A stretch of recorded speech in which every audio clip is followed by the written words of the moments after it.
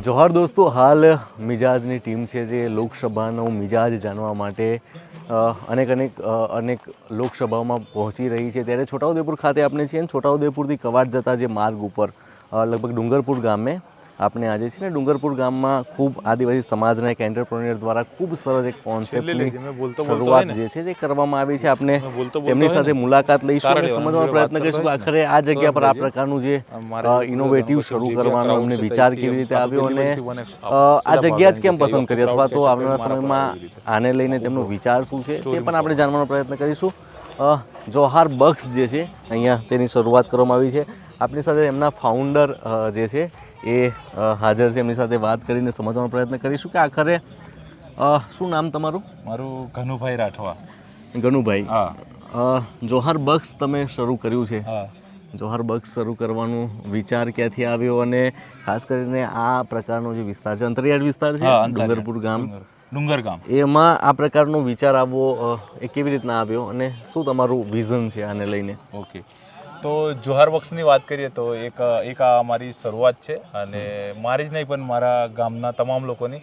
આના પાછળ આ બનાવવા માટે અમે લોકો, હું એ મગજ દોડાવ્યું છે અને મહેનત કરી છે. સપોર્ટ તો બહુ બધા લોકો કર્યો છે, સમગ્ર ગામના લોકોએ સાથે હા, મારા ફ્રેન્ડ લોકો છે, આ વડીલો છે, રાત દિવસ મહેનત કરી, મમ્મી પપ્પા મહેનત કરી આપી. તો મારે બધું બહુ ફરવાનું છે. મેં વ્લોગિંગ કરું છું. અચ્છા, એના પર પણ આવીશું. પહેલા આનો વિચાર તો આની સ્ટોરી આમ કંઈ કહેવા જોઈએ તો બહુ લાંબી છે અને સડનલી પ્લાનિંગ તો હતો જ અમારો કે એક વન ઓફ ધ ખુદની એક બ્રાન્ડ કે ખુદની એક અલગ પહેચાન ને ખુદની એક અલગ ઇમેજ બનાવવાનું મારું પહેલેથી નાનપણથી ડ્રીમ હતું.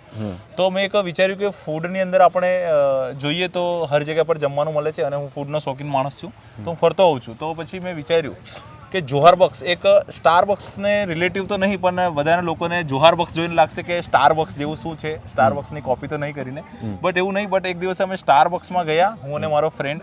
તો ત્યાં 750 રૂપિયાની કોફી મળે, ચા, અને ત્યાંનું ફાસ્ટ ફૂડ સમજો કે પફ કે અંદર જો બી કુક બુક મળે, કુકી બુકી, એ 350 થી લઈને 750 1200 સુધીનું.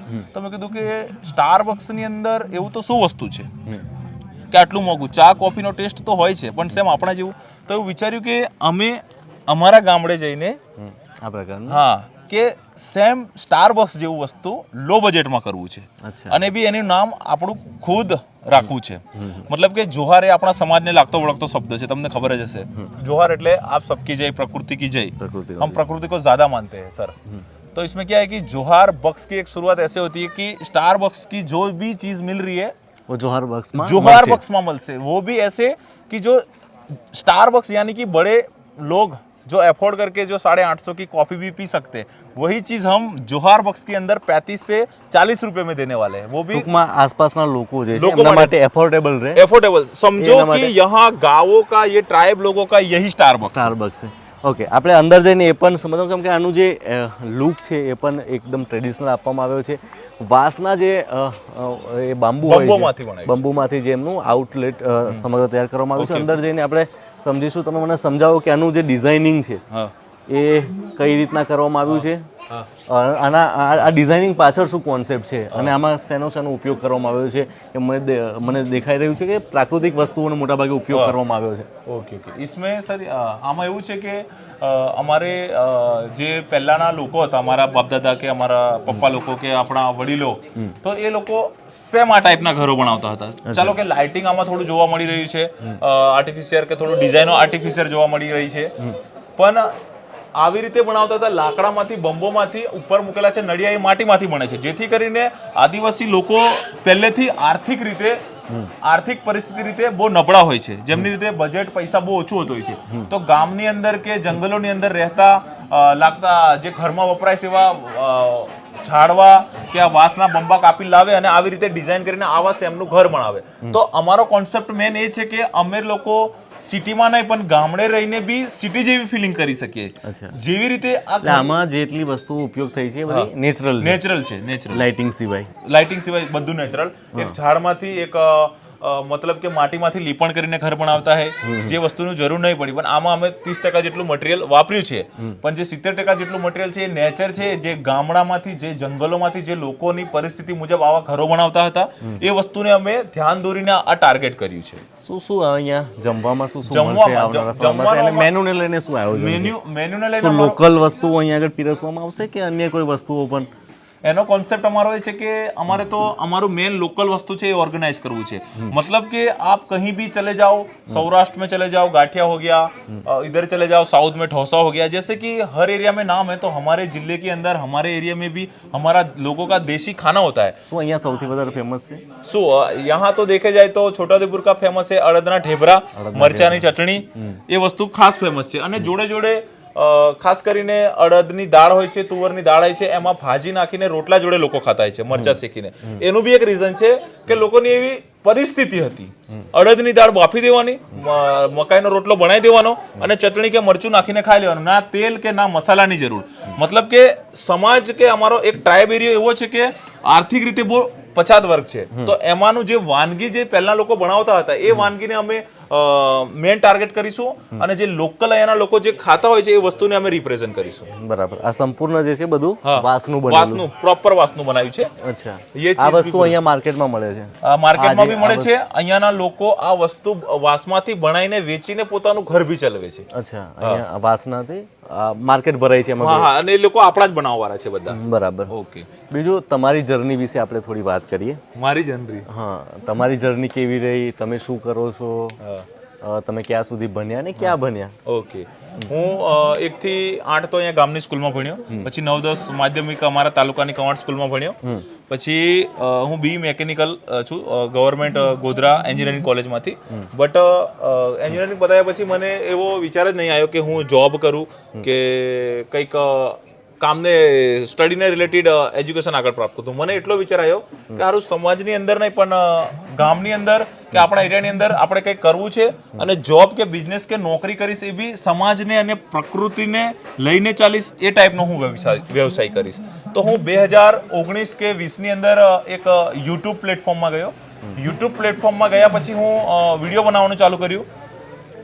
પેલું જે બોર્ડ છે તે વાયર છે, છોકરું લઈ લો.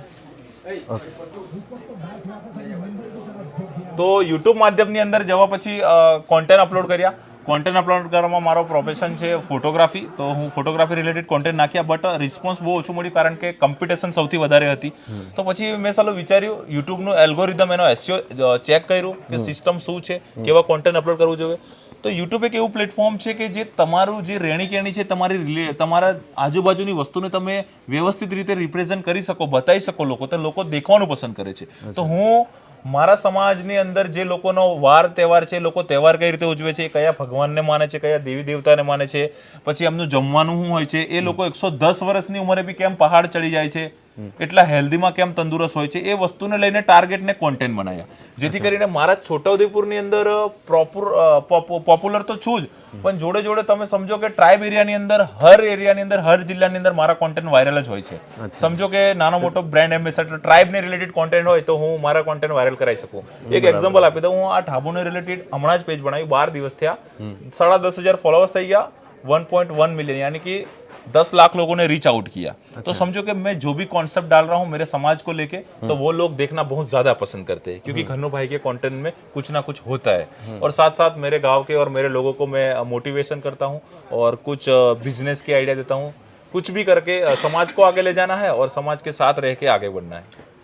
ચોક્કસ ગનુભાઈ, ખૂબ ખૂબ શુભેચ્છાઓ તમને. આગળ આ જોહાર બક્ષે નેશનલ નહીં પરંતુ इंटरनेशनल ब्रांड बने तेवी તમને શુભેચ્છાઓ. तो इसमें भी बहुत खुश हूँ कि आप लोगों ने आए, और जो गांव के लोग हैं वो तो है ही, लेकिन आप जैसे लोग आके यहाँ बोलते हैं ना मेरे को कि भाई बहुत ही अच्छा बनाया है या बहुत ही अच्छा कुछ किया है, तो प्राउड फील होता है. उसके आगे कुछ किसी की कीमत नहीं होती भाई, इतना खुश होता हूँ अंदर से. चलो आपको best of luck. Thank you. बहुत अच्छा आपका कॉन्सेप्ट है. ओके. चैनल पे जो अपना वीडियो आने वाला है, तो हम लकी है कि इतने दूर के भी कंटेंट क्रिएटर है, जो भी है, जो अपना कॉन्सेप्ट या अपना वीडियो यहाँ से स्टोरी टेलिंग करके लेके जा रहे हैं, तो ज़्यादा से ज़्यादा अपनी पब्लिक कि रीच आउट होगी तो ज़्यादा मैं शेयर कर दूंगा, लेकिन ज़्यादा से ज़्यादा सपोर्ट करो और हमारी स्टोरी बाहर के लोगों को भी पता चले। तो एक दिन ये है क्या पूरा वो हमें दुनिया को दिखाना है कि एक जोहार बॉक्स की एक शुरुआत यहाँ से हो रही है, और पहले ही आपको जो मैं भी नहीं अभी मेरी चैनल पे वीडियो अपलोड किया, जो आप लोगों को मेरी स्टोरी सुना के कंटेंट दे रहा हूँ। तो चलो, ज़्यादा से thank you, ज़्यादा वायरल thank हो you और very much. आपका भी फॉलोअर्स बढ़े और सब लोग सपोर्ट करें और सबका सही हो। તો આ હતા ગનુભાઈ રાઠવા. ગનુભાઈ રાઠવા જે છે આદિવાસી સમાજમાંથી એક ઉભરતા એન્ટરપ્રેન્યોર તરીકે હું એમને જોઉં છું. આવનારા સમયમાં આશા એવી રાખી કે જોહાર બગ્સ છે ફક્ત નેશનલ નહીં પરંતુ ઇન્ટરનેશનલ બ્રાન્ડ બને અને આવનારા સમયમાં એની રીચ છે એ સામાન્ય લોકોની સાથે સાથે કોર્પોરેટ વર્લ્ડમાં પણ પહોંચે. Right right, thank you. તો અત્યારે મિજાજની ટીમ જે છે છોટાઉદેપુર ખાતે છે. છોટાઉદેપુરમાં આ પ્રકારના જે ઉત્સાહી એન્ટરપ્રેન્યોર જઈને ખરેખર અંદરથી ઘણી ખુશી થઈ છે. આદિવાસી સમાજમાંથી ઘણા ઓછા લોકો હોય છે જે આ પ્રકારના સાહસ કરતા હોય છે. ત્યારે ગનુભાઈ રાઠવાને પણ મિજાજની ટીમ તરફથી આપણે શુભેચ્છાઓ પાઠવીએ છીએ કે આવનારા સમય તો પ્રગતિના શિખરો છે તે સર કરે. જોતા રહો મિજાજ.